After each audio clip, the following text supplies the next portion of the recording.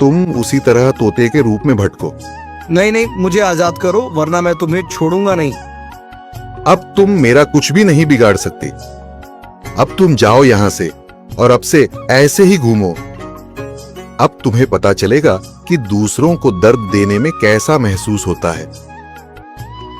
इसके बाद वह राक्षस वहां से उड़ जाता है। मरचू और उसकी पत्नी सीता दोनों खुश हो जाते हैं।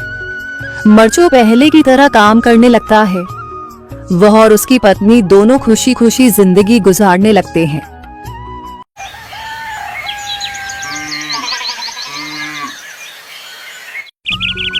मरचू जंगल से लकड़ियां काटकर बाजार में बेचने गया, लेकिन उसे लकड़ियों के अच्छे दाम नहीं मिले।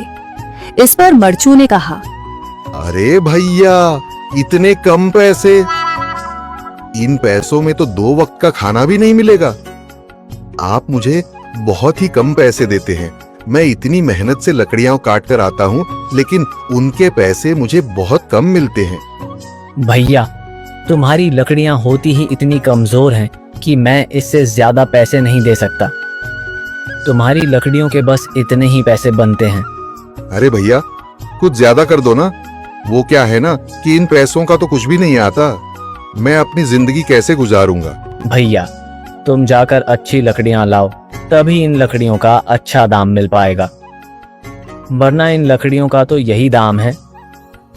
ये सुनकर मरचू बहुत ज्यादा परेशान हो गया और पैसे लेकर किराने की दुकान से सामान खरीदकर घर आ गया। घर पहुंचते ही मरचू की पत्नी सीता ने कहा, अरे जी, सामान ले आए आप? हाँ जी, सामान ले आया हूँ।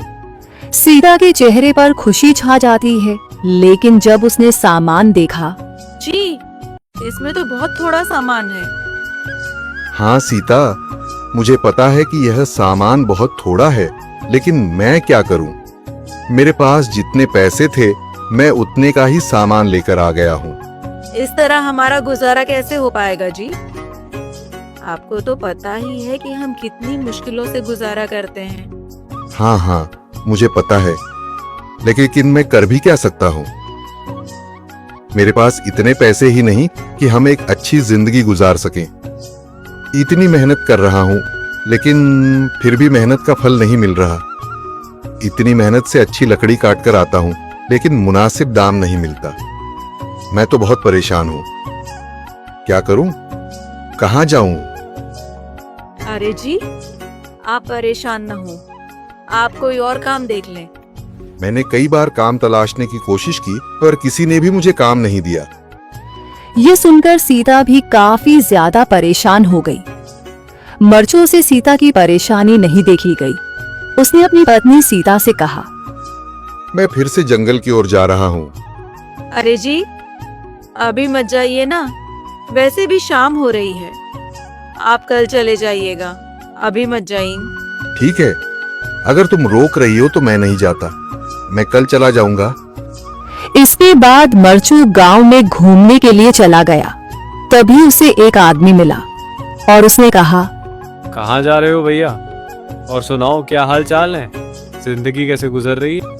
अरे भैया, तुम्हें तो पता है कि लकड़ियां काटकर कैसे गुजारा होता है। हाँ भैया, तुम सही कह रहे हो। और आसपास के जंगलों में अच्छी लकड़ियां भी नहीं है। इसके लिए तो जंगल के अंदर जाना पड़ेगा। पर जंगल के अंदर तो काफी सारे जंगली जानवर होंगे।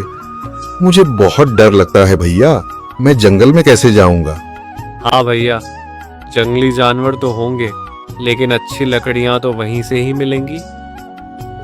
ये सुनकर मरचू बहुत ज्यादा परेशान हो गया, लेकिन वह आदमी बिल्कुल ठीक कह रहा था।